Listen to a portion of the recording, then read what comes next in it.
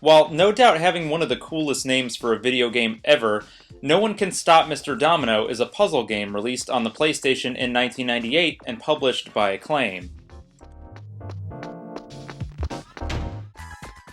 The game was developed by ArtDink, who's become famous for some of their other quirky titles like Tale of the Sun and Aquanaut's Holiday. It's kinda hard to compare Mr. Domino to any other game since it's so completely unlike anything else I've ever played. For a game with a premise as simple as dropping dominoes, the game itself is fairly complex in how it all comes together. Here's how the whole thing works. Each stage is laid out in a big circle, and it's up to you to lay down dominoes in an effort to trigger all of the events on that particular stage before the time limit is up. Each one of the trigger panels can be chained together and linked for a score bonus at the end of the round. When you see a trigger panel on the floor, you'll notice a flashing space not too far from it. That's the point at which the event will end up pushing the next set of dominoes over, so that's where you want to plant the next starting row. Each trigger panel does something unique and plays out an event of some kind that somehow relates to the stage you're on. The majority of them are really funny and bizarre. Obviously, this whole thing is kind of tough to explain in detail, so here's an example of how it works once a few trigger panels are set up and ready to go.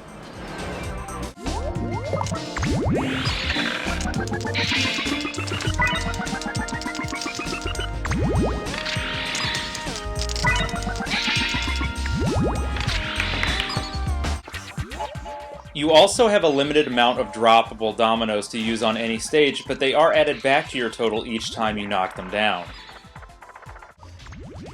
As you've probably noticed, there are a bunch of other kinds of tiles that you can use aside from just the triggers. The first aid tiles will end up giving you more total time to finish a level, the arrow tiles will either speed you up or slow you down, and the dreaded reverse tiles will remove and reverse everything you've done up to that point and place you all the way back at the beginning.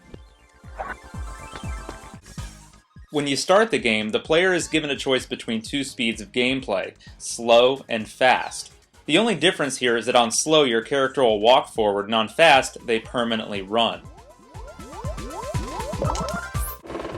Don't think that getting through the stages will be as simple as just avoiding the bad tiles and dropping your dominoes on the triggers.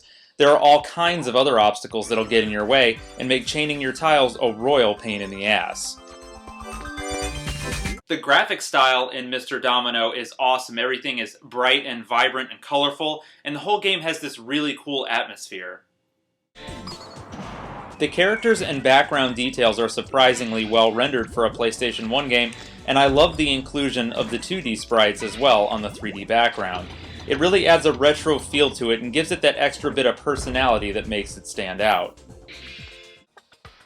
On top of that, there are so many memorable trigger events in the game that look really cool. A couple of my favorites include the teddy bear having a heart attack in level 3, and the meteor hitting the park in level 4.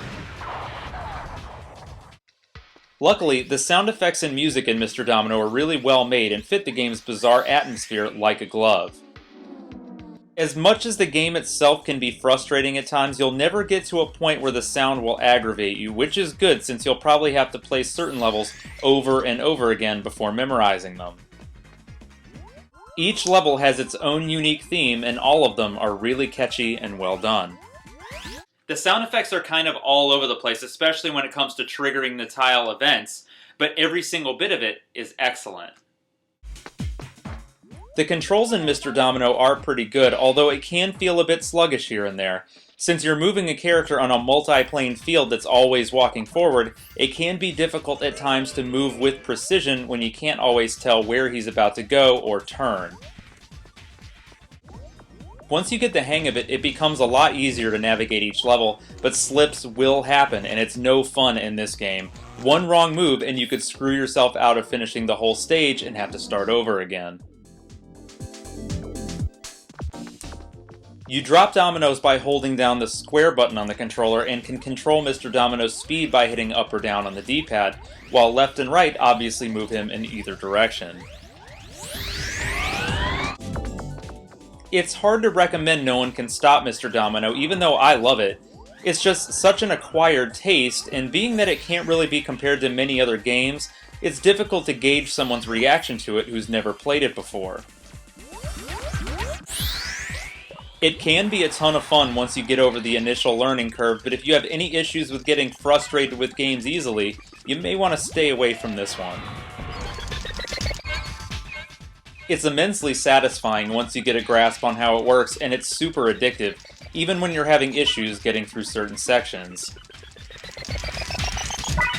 Grab this one if you want something a little bit different, and especially if you're a fan of Artdink's other releases like Tale of the Sun.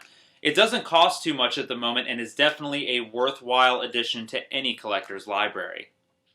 As always, guys, thanks for watching and subscribing. Until next time, stay classic.